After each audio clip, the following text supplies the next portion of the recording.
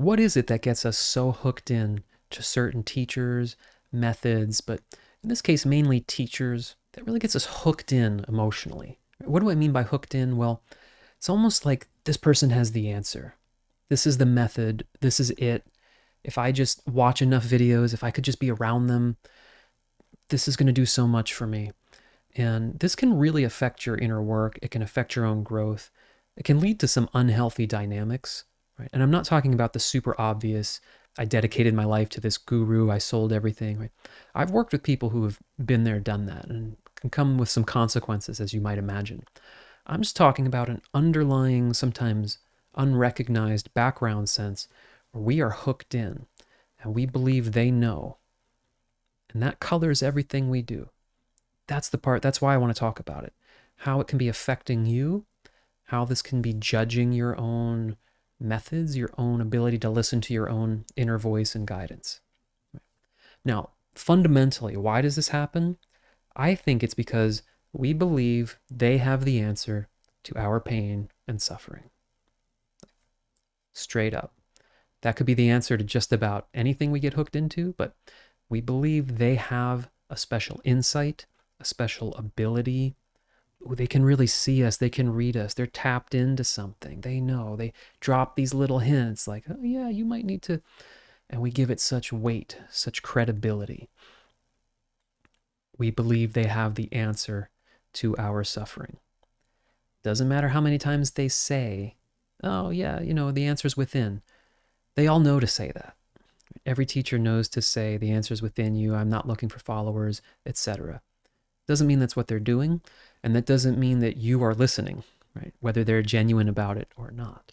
So what does this look like on your end? How do you know you might be doing it? Of course, by the way, I'm saying this because I've done it more than once, right? Are you listening and watching a lot of content more than you're doing any actual practice on yourself? Like eyes closed, on the cushion, whatever you do. Right? Like, oh, let me listen to more videos of this person talking about self-inquiry than I actually am doing self-inquiry. There's not that much to say about it, right? That's one technique as an example. You're unlikely to get something on the 500th video that you didn't get on the second, right? You can get little tidbits and stuff, but it should be supplementing and inspiring actual practice where you are curious about what's going on inside you, right? If you've checked out any of my stuff or the little ebook I have that you can download here, it's just my sort of approach to this work in general, is that curiosity with what's going on inside you is super important. So sometimes with a teacher or teaching, we lose the curiosity because, well, they said it's resistance. They said that's your ego. The method says everything I feel that feels like this needs to be let go of. Curiosity can disappear with that, right? Well, no, what is actually happening inside me? Right? There can be a sense of wanting their approval, even if you've never met them. You can want the technique's approval. It's like, am I doing this right? Is this what they were talking about? I want to be able to give them a video testimonial and say, I did exactly what you said and it worked. I want to be part of the in crowd that gets it. I want them to think I understand it.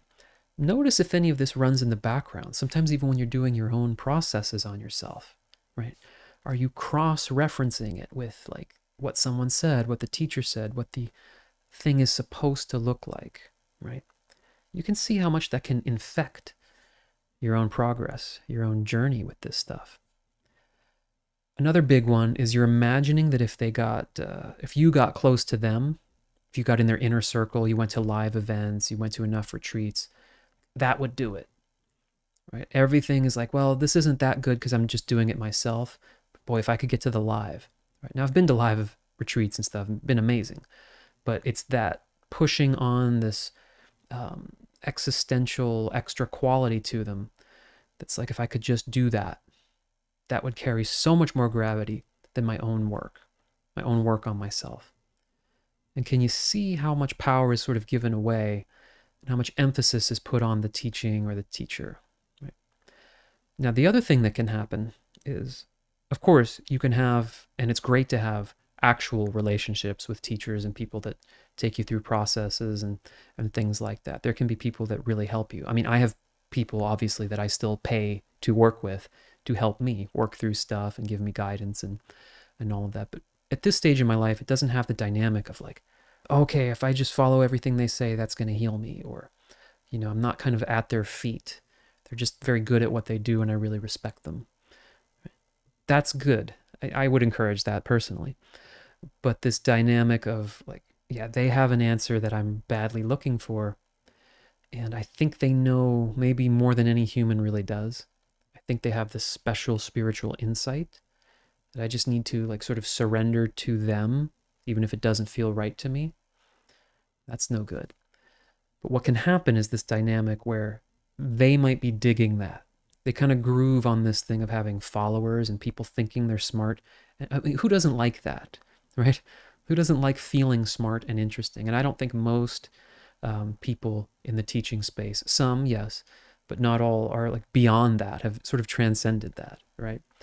I mean, if this video, for example, got 10 million views, people saying, wow, this is brilliant. And of course, there'd be people saying they hate it and it's stupid, but people saying like, if I could just be around this guy, that would probably do something, right? That would create something in me that I would have to watch out for and work with and be very aware of how the ego's coming in. And I know not every teacher does that.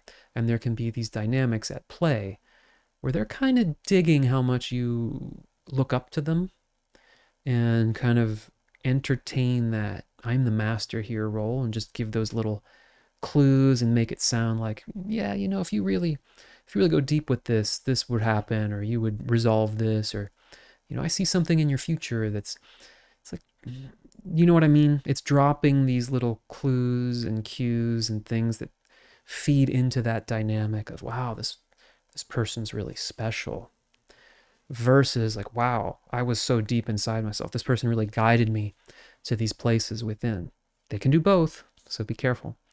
Right? So again, the point of this is you are being hooked in to certain teachers' teachings emotionally, which that part of it is sort of, it's on us. It's our responsibility to see where we're doing that, but also to be aware that there can be some who will, let's say, rather than discourage you from that, kind of enjoy it and kind of lean on that a little bit and look for more of it.